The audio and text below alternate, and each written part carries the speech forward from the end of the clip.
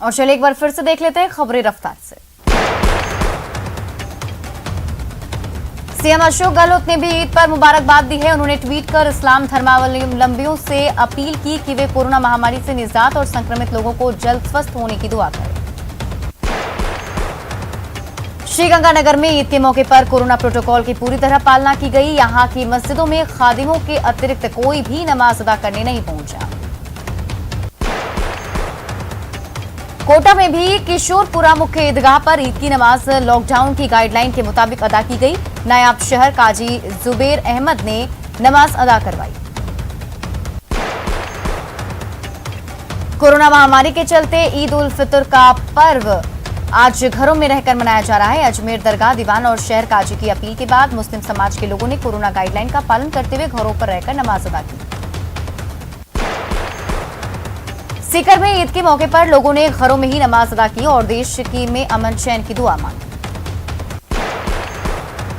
सवाई माधोपुर में भी ईद पर धूमधाम देखने को नहीं मिला। पुलिस और प्रशासन की कड़ी हिदायत के कारण मस्जिदों में सन्नाटा पसरा रहा।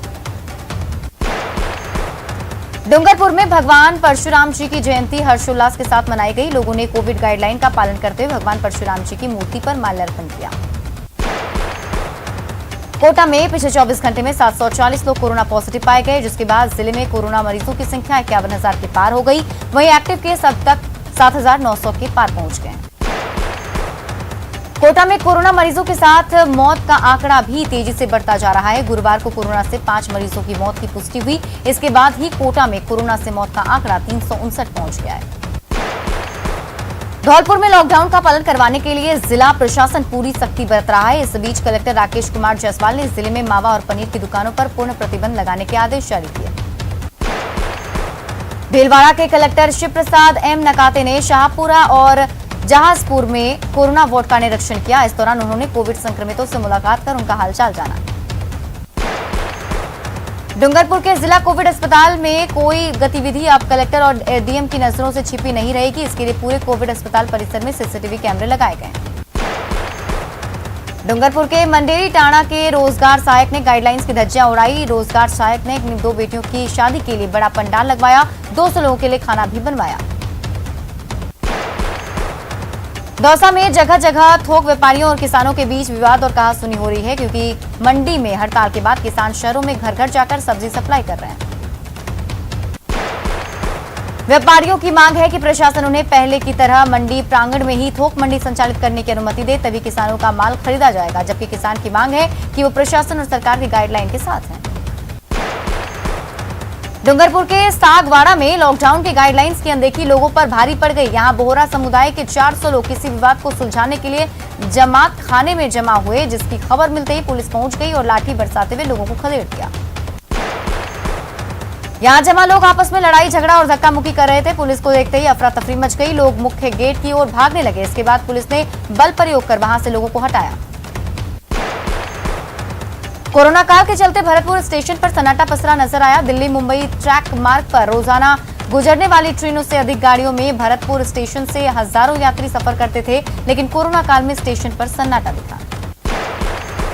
कोरोना के बढ़ते केस को देखते हुए शिक्षक संगठन ने अब 10वीं बोर्ड के विद्यार्थियों को प्रमोट करने की मांग तेज कर दी है। प्रदेश के करीब सभी शिक्षक संगठनों ने 10वीं के विद्यार्थी को कक्षा 11वीं में प्रमोट करने की मांग उठाई।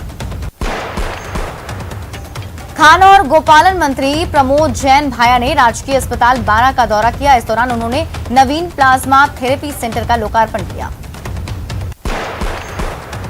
प्रतापगढ़ में पुलिस ने गाइडलाइंस की अनदेखी के आरोप में चालान काटे और कई दोपहिए वाहन को जब्त किए। भीलवाड़ा में यूं तो कहने को 200 से अधिक जगह बैरिकेडिंग लगी है, जहां पुलिस के जवान तैनात हैं, लेकिन ये पुलिस वाले लोगों की आवाजाही पर नजर रखने की बजाय मोबाइल में मशगूल नजर आए। श्रीगंगानगर की सब्जी मंडी में सब्जी खरीदारों की लगातार भीड़ पर काबू पाने के लिए पुलिस ने आज मंडी के मुख्य द्वार पर नाकेबंदी लगाकर बेवजह घूम रहे लोगों के खिलाफ कार्रवाई की।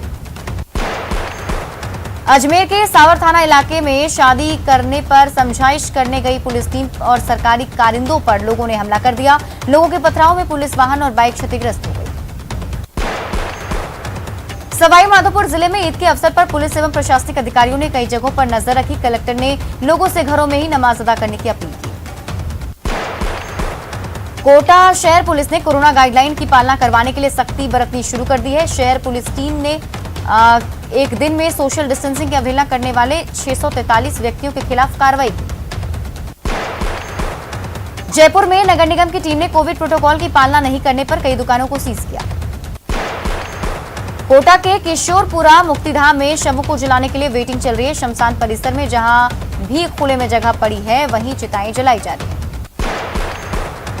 बाड़मेर में रानी रूपा देवी संस्था ने कोविड केयर सेंटर का निर्माण करवाया। विधायक मेवाराम जैन और कलेक्टर ने सेंटर का जायजा लिया।